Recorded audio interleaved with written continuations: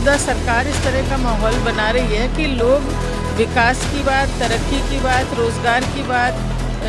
कारोबार की बात ना उठाएं और जवानों के रोज़गार को गंभीरता से नहीं लिया जा रहा, किसानों की, व्यापारियों की परेशानियों को गंभीरता से नहीं लिया जा रहा और इन बेफिजूल की चीज़ों में ज़्यादा जो है फोकस किया जा रहा है, जिससे कि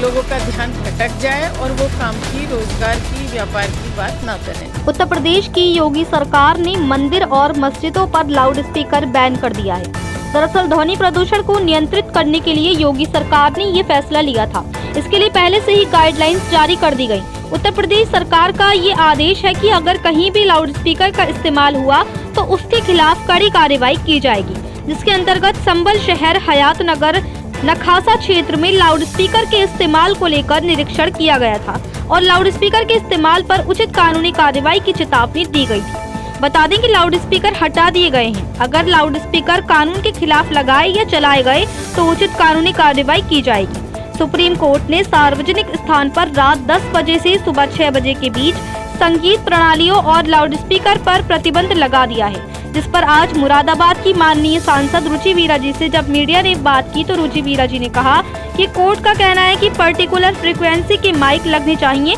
जिसकी उन्होंने लिमिट बताई है। माननीय उच्च न्यायालय का ये जो भी आदेश है उसका सभी के साथ समान व्यवहार होना चाहिए। और दूसरी बात यह है कि मौजूदा सरकार कुछ इस तरह का माहौल बना रही है कि लोग विकास की बात, तरक्की की बात और कारोबार की बात ना उठाएं। नौजवानों के रोजगार को गंभीरता से नहीं लिया जा रहा और किसानों की, व्यापारियों की परेशानियों को भी गंभीरता से नहीं लिया जा रहा और फिजूल की चीजों में ज्यादा फोकस किया जा रहा है। रुचि वीरा जी ने आगे कहा कि कोर्ट का जो भी आदेश है उसका सभी लोग पालन करें, चाहे वे किसी भी धर्म के हों। वहीं जेल से बाहर आए सपा नेता अब्दुल्ला आजम खान पर कहा कि ये बहुत ही खुशी की बात है कि अब्दुल्ला बाहर आ गए हैं। न्यायपालिका पर हमें भरोसा है और उन्हें न्याय मिला है और अभी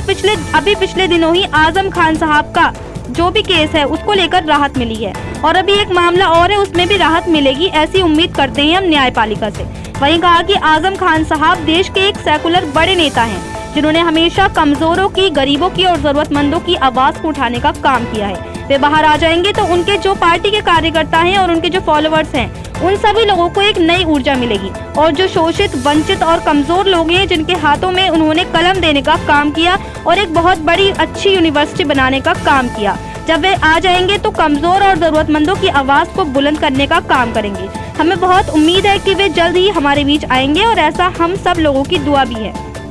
मुरादाबाद से परवेज अंसारी की रिपोर्ट। देखिए क्या हो रहा है कि एक तो कुछ शायद कल भी इस तरह की बात मेरे सामने आई थी कि कुछ कोर्ट का इस तरह का वो है कि कोई एक पर्टिकुलर फ्रिक्वेंसी के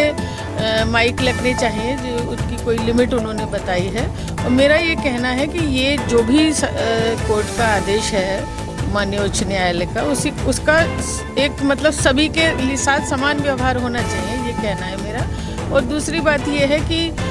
कुछ इस तरह का आजकल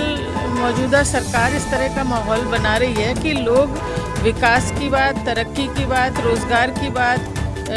कारोबार की बात ना उठाएं और जो आप देख रहे हैं अभी पिछले दिनों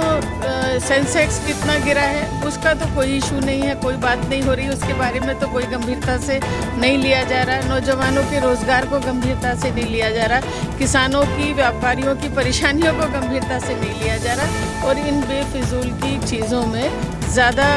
जो है फोकस किया जा रहा है, जिससे कि लोगों का ध्यान भटक जाए और वो काम की, रोज़गार की, व्यापार की बात ना करें।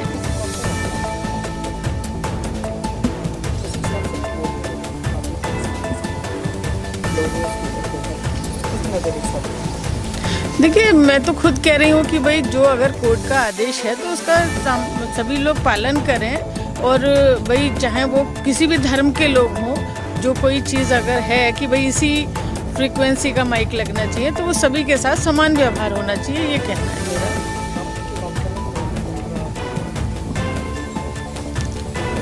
देखिए बड़ी खुशी की बात है कि अब्दुल्ला बाहर आ गए हैं, न्यायपालिका पे हमें भरोसा है और उन्हें वहाँ न्याय मिला है। और अभी पिछले दिनों कल परसों ही एक आजम खान साहब को भी एक और राहत मिली है। अब एक आधी मामला और है, उसमें भी राहत मिलेगी, ऐसी उम्मीद करते हैं हम न्यायपालिका से।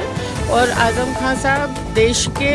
एक सेक्युलर बहुत बड़े नेता हैं। उन्होंने हमेशा कमज़ोरों की, गरीबों की, ज़रूरतमंदों की आवाज़ को उठाने का काम किया है और वो बाहर आ जाएंगे तो उनके जो पार्टी के कार्यकर्ता हैं, जो उनके फॉलोअर हैं, सब लोगों को ताकत मिलेगी, वो नई ऊर्जा मिलेगी और जो शोषित, वंचित, कमज़ोर लोग हैं, जिनके हाथों में उन्होंने कलम देने का काम किया,